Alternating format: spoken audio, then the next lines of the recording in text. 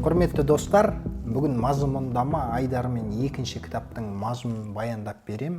Бүгінгі кітабымыз Виктор Франклдың «Өмірден мән іздеген жан» атты кітабы. Міне, Man's Search for Meaning. Кітаптың мазмұнын айтпас бұрын автормен таныстырып кетейін.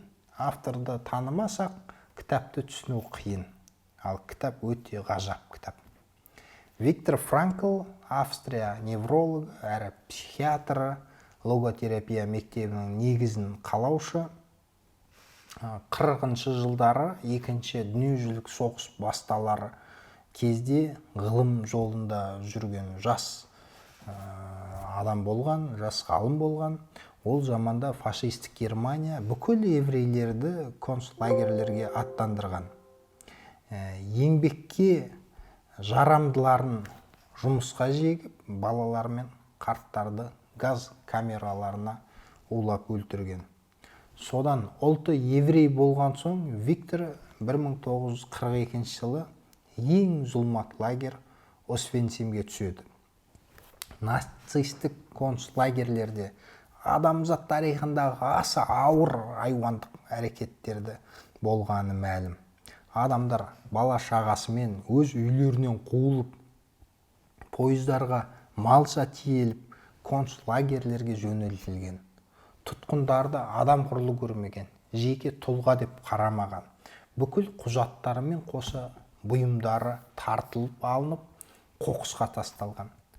Барлығына бірегей униформа кигізіп, денелеріне нөмір таңба басқан. Адам денесі тітіркенеді. Олардың адам екендері ұмытылып, құр нөмірлерге айналып шыққан бір сәтте.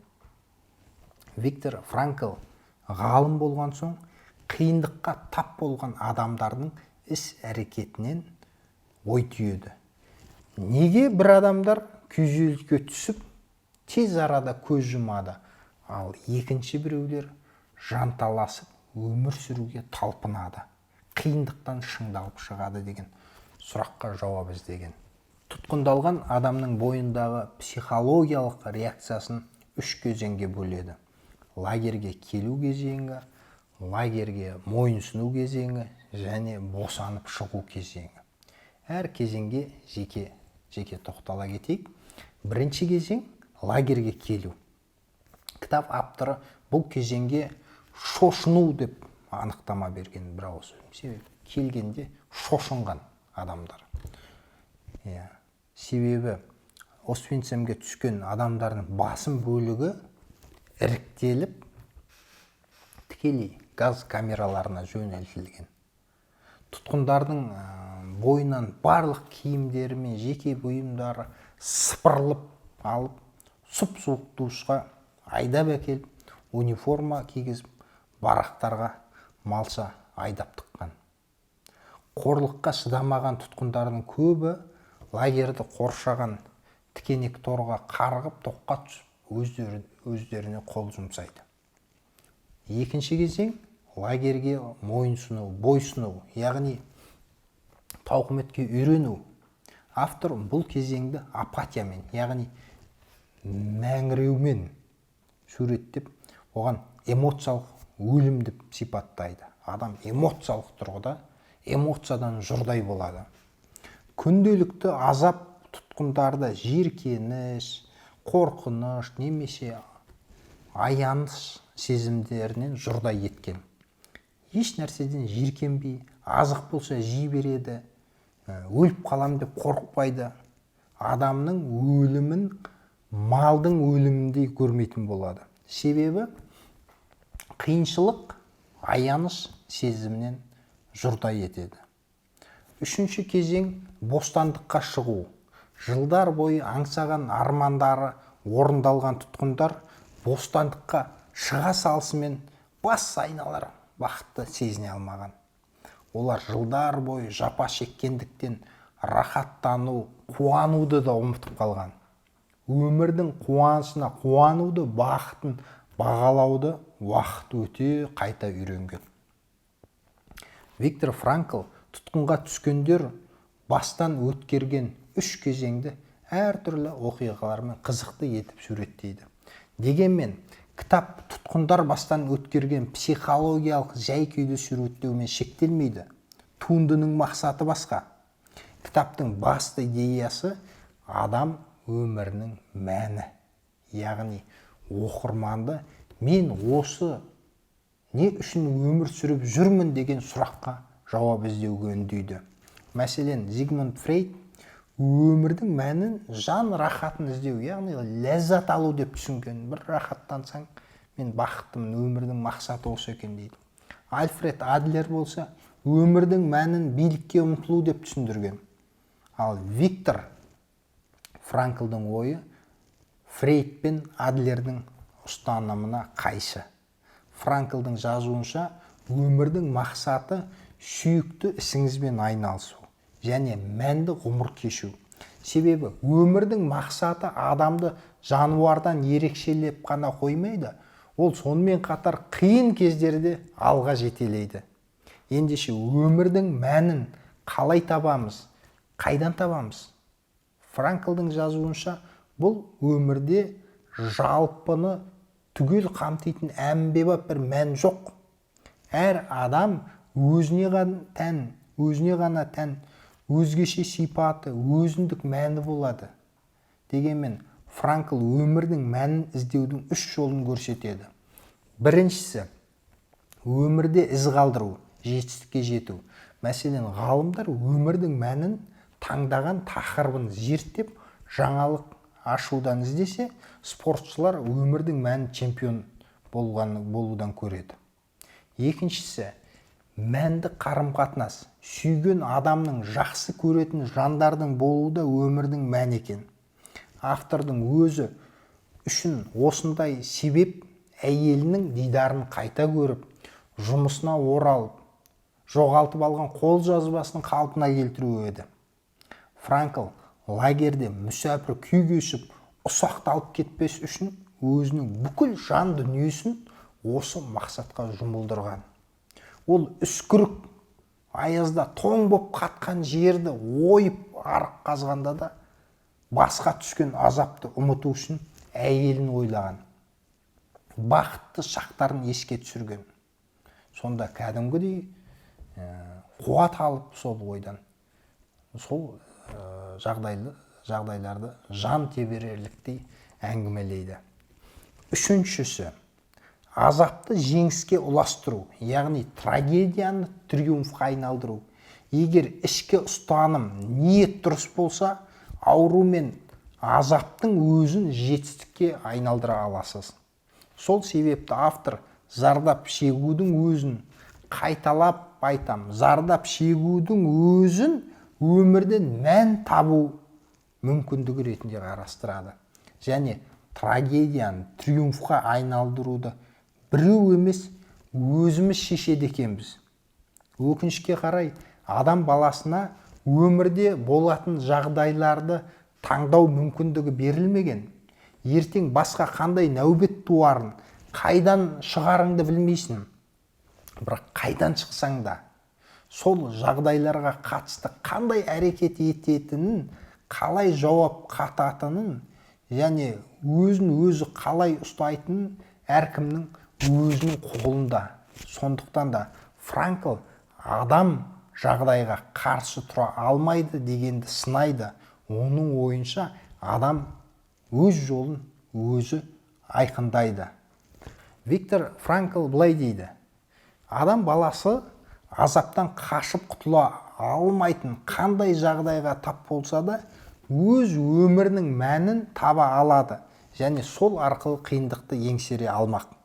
Демек, өзіңіз өзгерте алмайтын жағдайға тап болсаңыз, Франкл сияқты түрмеге түссеңіз, немесе кемтар болып қалсаңыз, жазылмайтын ауруға душар болсаңыз, қандай қиындық болса да, өмірден баз кешесіз бе, сол тауқыметтің өзінен өмірдің мән табасыз ба, оны өзіңіз шешесіз. Осы арада аяқ қол жоқ болып туған Ник Вуйчич есіме түсіп отыр. Сонымен қатар Атырауда Ержан Сәлімгереев деген жігіт тұрады. Ол жігітті мен жақсы танимын. 9 жасында тоққа түсіп, аяқ қолынан айырылған. Үлкен трагедия. Өзіне де, туған туыстарына да. Бірақ Ержан тағдырдың тәлкегіне берілмеді. Бүкіл күш жігерін спортқа арнады. Қазір Ержан жүзуден Қазақстанның 9 дүркін чемпионы, 4 дүркін әлем чемпионы, Азия пара ойындарының 2 дүркін чемпионы. Осы видеоны көріп отырсаң, Ержан бауырым, өзіңізбен мақтанамыз. Тағдырдың тәлкегі сындыра алмаған рухың, биік азаматсың, жарайсың.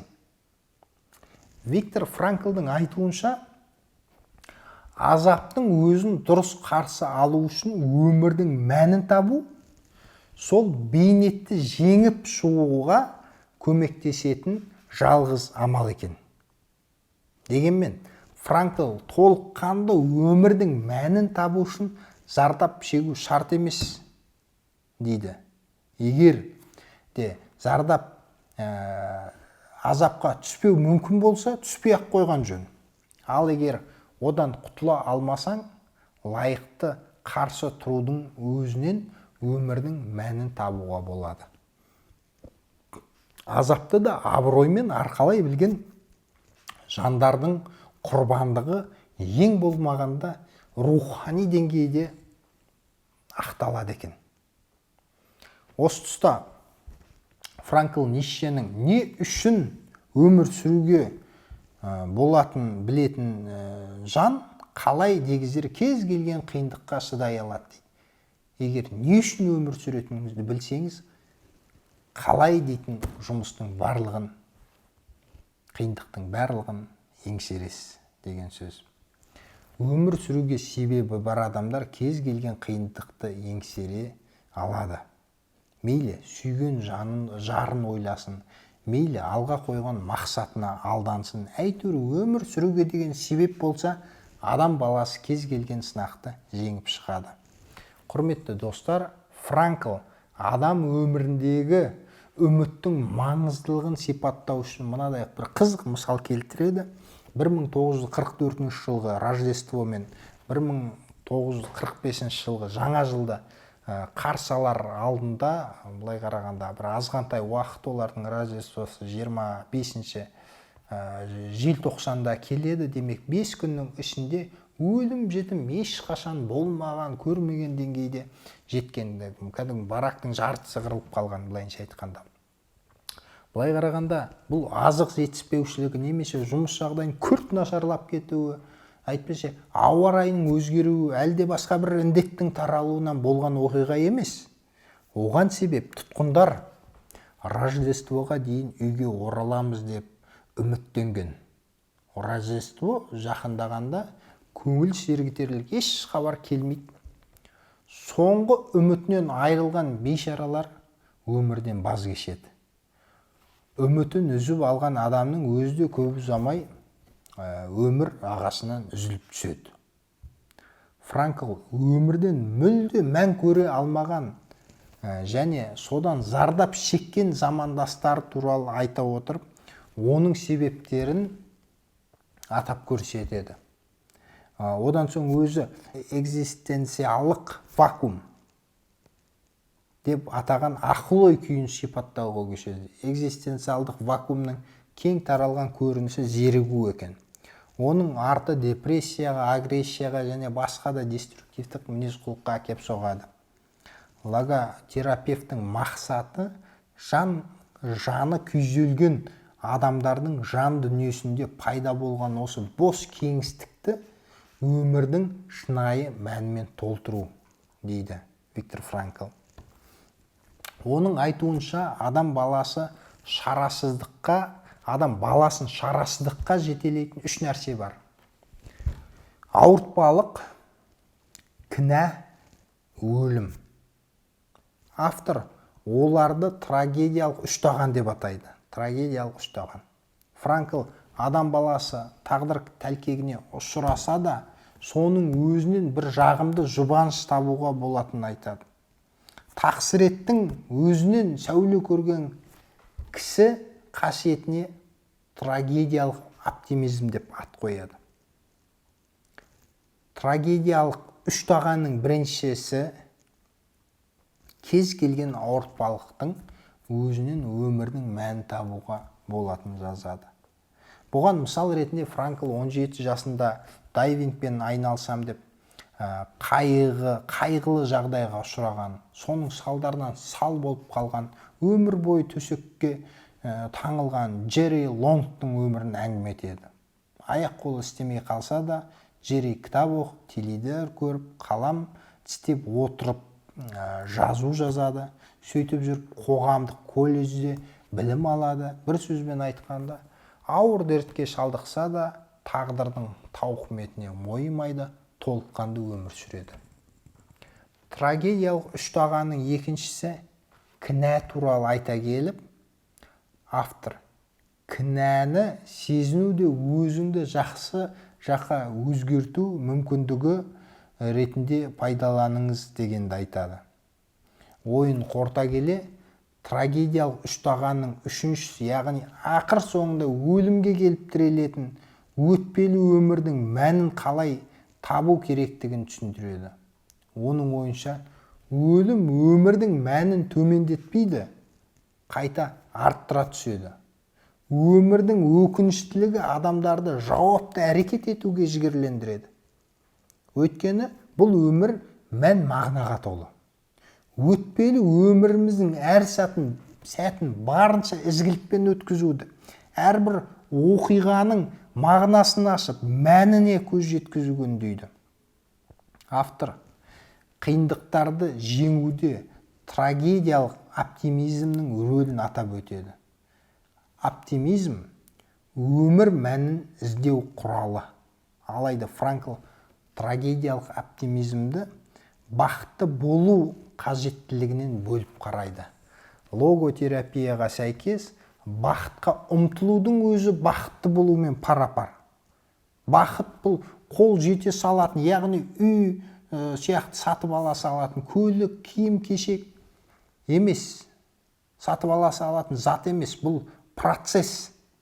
Бақыт не үшін өмір сүріп жүргеніңді анықтап алу, соған сәйкес мақсатпен өмір сүру. Адам баласы қандай жағдайда да өмірдің мәнін тауып, оны жүзеге асыра алады. 7 жұт қатар келсе де, жақсылықтан үміт үзбе. Барыңды бағалап, өз өмірінің мәнін тап. Ардақты замандастарым, өмірден мән іздеген жан атты бұл кітап екінші дүниежүзілік соғыс аяқталып, автор Виктор Франклдың нацистік концлагерден босап шыққанына 1 жыл өткен соң, яғни 1946 жылы тұңғыш рет неміс тілінде жарияланады. 1997 жылы автор өмірден озғанға дейін 10 миллионнан аса таралыммен сатылып, 24 тілге аударылған. Қазір Шыңғыс Мұқан лидерлік орталығы мазмұндама жобасы аясында осы кітапты ресми аударуға рұқсат алып кірісіп те кетті. Бұйырса, 2020 жылы миллиондаған адамға өз өмірінен мән табуға көмектесетін кітап қазақшаланатын болады. Сау болыңыздар.